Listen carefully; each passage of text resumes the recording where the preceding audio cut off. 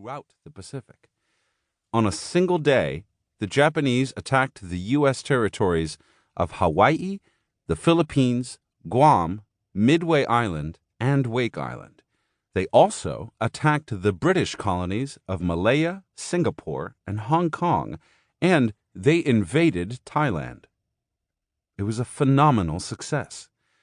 Japan never conquered Hawaii, but within months, Guam, the Philippines, Wake, Malaya, Singapore, and Hong Kong all fell under its flag.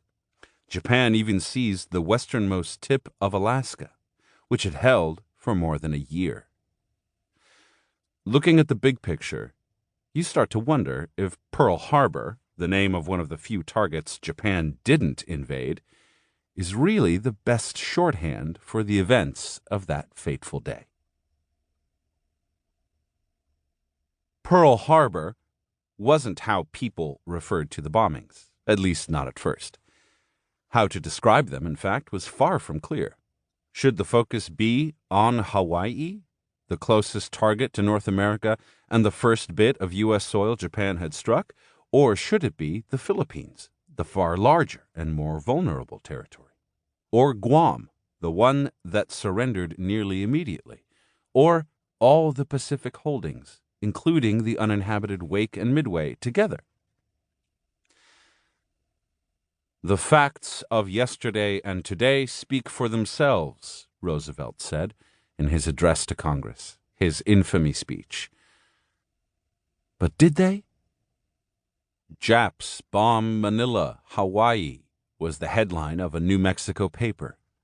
Japanese planes bomb Honolulu, island of Guam, was that of one in South Carolina. Sumner Welles, FDR's Undersecretary of State, described the event as an attack upon Hawaii and upon the Philippines. Eleanor Roosevelt used a similar formulation in her radio address on the night of December 7th, when she spoke of Japan bombing our citizens in Hawaii and the Philippines. That was how the first draft of FDR's speech went, too. It presented the event as a bombing in Hawaii and the Philippines.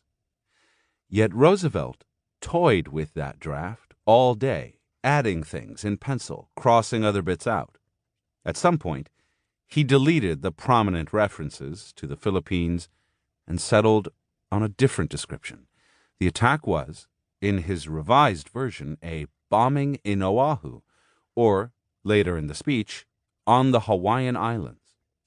He still mentioned the Philippines, but only as an item on a terse list of Japan's other targets: Malaya, Hong Kong, Guam, the Philippines, Wake Island, and Midway, presented in that order.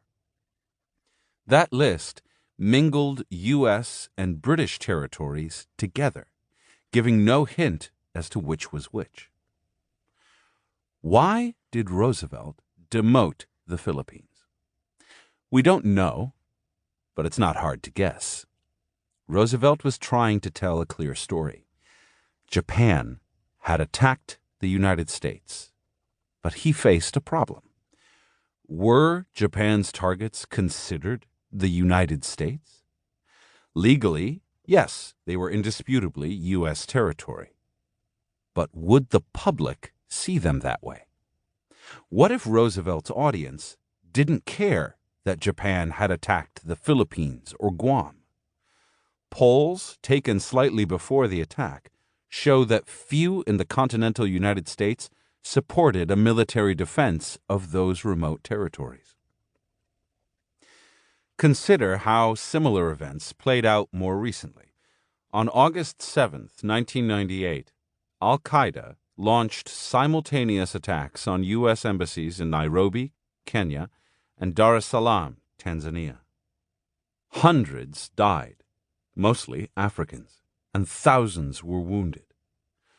But though those embassies were outposts of the United States, there was little public sense that the country itself had been harmed.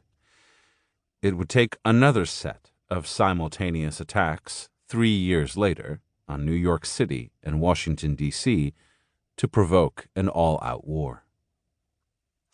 An embassy is different from a territory, of course, yet a similar